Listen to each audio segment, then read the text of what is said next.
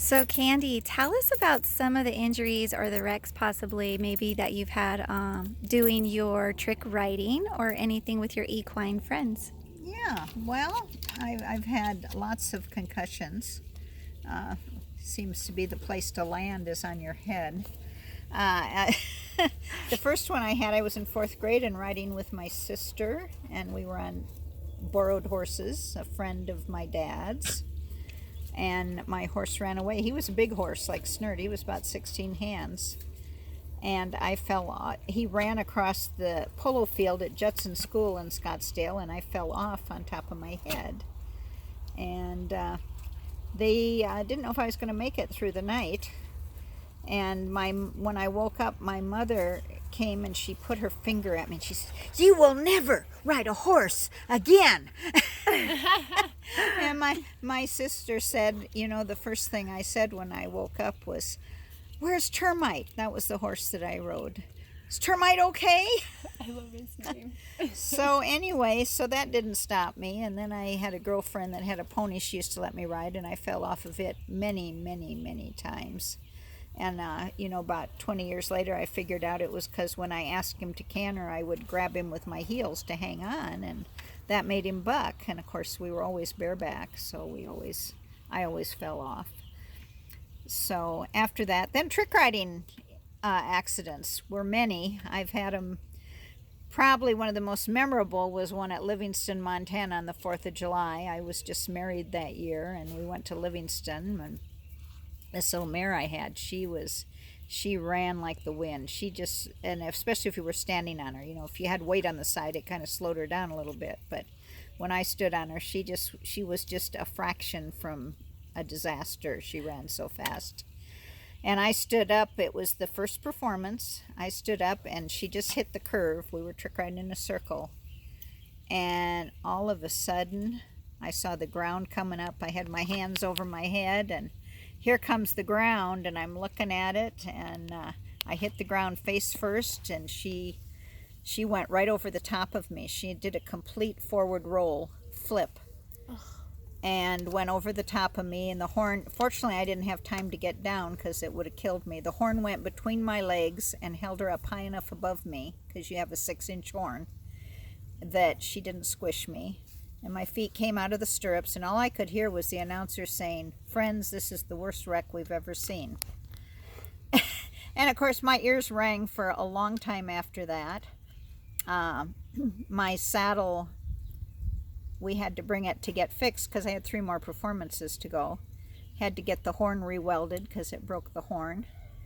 And we never would have known what happened, but a very observant cowboy, she was a little bay mare, so I made, your saddle's white, so I made her little white boots, leggings, 6-inch wide elastic with a zipper on it, so it looked like she had white on each leg. Well, when she hit that corner, her back shoe from her inside foot hooked on the top of one of those elastic boots and jerked her feet out from under her at a dead run. So I still have that boot, as a matter of fact, because it's just like somebody took it and just sliced it with a knife or something. It's kind of. Wow. So that was one of my wrecks. I had many, mostly concussions, until my pony cart wreck, which was about 4 years ago. The older you get, the stupider you get, I guess. So. So I had just gotten a new hip, so I was going to be safe and drive the pony cart instead of ride one of the horses.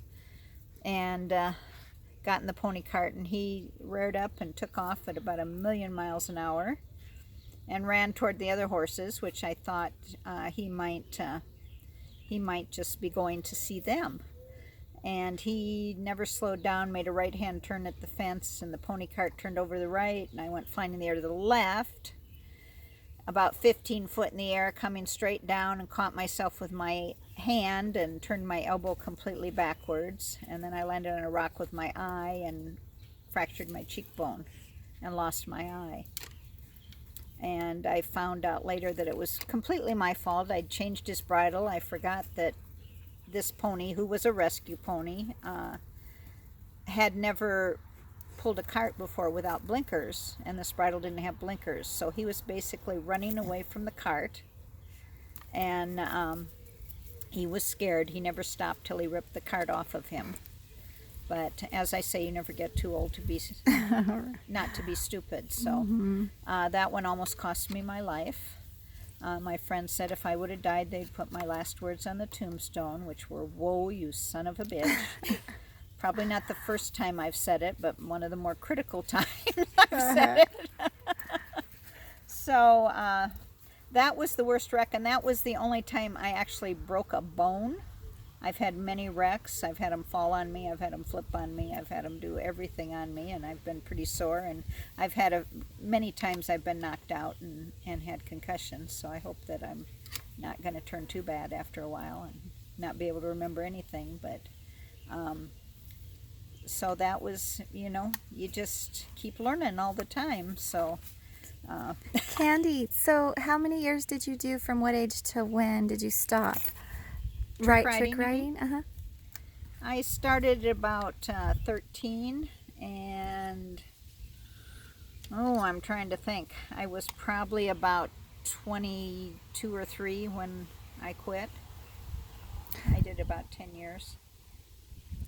And your injury from your carriage, you said you broken your arm, is that, and I your broke eye? every bone in my elbow because I Okay. caught myself on it and just turned it completely backwards, if you can imagine that. And then the loss of your eye? Yeah, Also?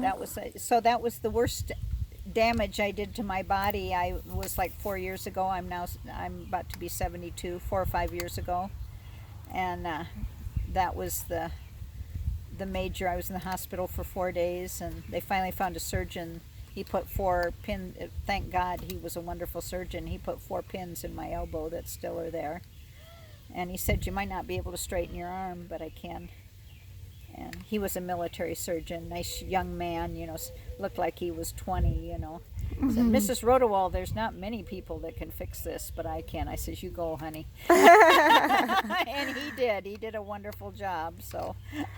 And then your eye, can you tell us about the process of your Well, eye? I can, yeah. It was an interesting. They didn't take it out until after I was out of the hospital. And I went to this eye doctor, and he looked at it and he said, it's got an injury, and if we don't remove it, then it could possibly affect your good eye. So that's the reason they removed the eye. So I went and they remove it, and then they give you a little plastic thing that goes over it that you have to squirt salve in. And that was interesting because I didn't have 2 hands. My other arm was under him, so I'd have to recruit people to do it, and it would freak some people out. And Uh-huh. Oh. I had to do that 2 or 3 times a day. But I didn't have one hand I could hold my eye open, and the other hand I could squirt it in there. So I was kind of out of luck that way. And then you wear that plastic over your eye for several months, and then when I got home, I went to I'm trying to think of what they're called, ophthalmologist, I think. And he made an eye, and ironically, he's kind of an older gentleman, and he basically had one eye himself, and he'd look at my eye, and then he drew on this little plastic piece that comes in and out of my eye. I usually take it out at night because it gets stuff under it and it gets irritated and itchy, so then put it back in the morning. But he did a beautiful job. He was a wonderful artist. And he was up by Denver, so. I've seen on PBS a guy that does it for warrior soldiers. He does their eyes when they lose their eyes in war, and they showed the process of painting the eye, and he even did parts of the face if their face was injured, and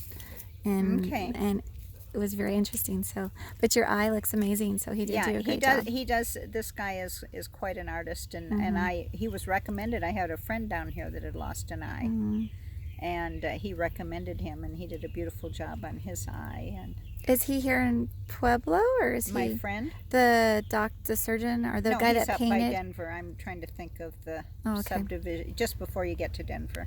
Okay. One of the little towns that surrounds Denver. So just off the freeway.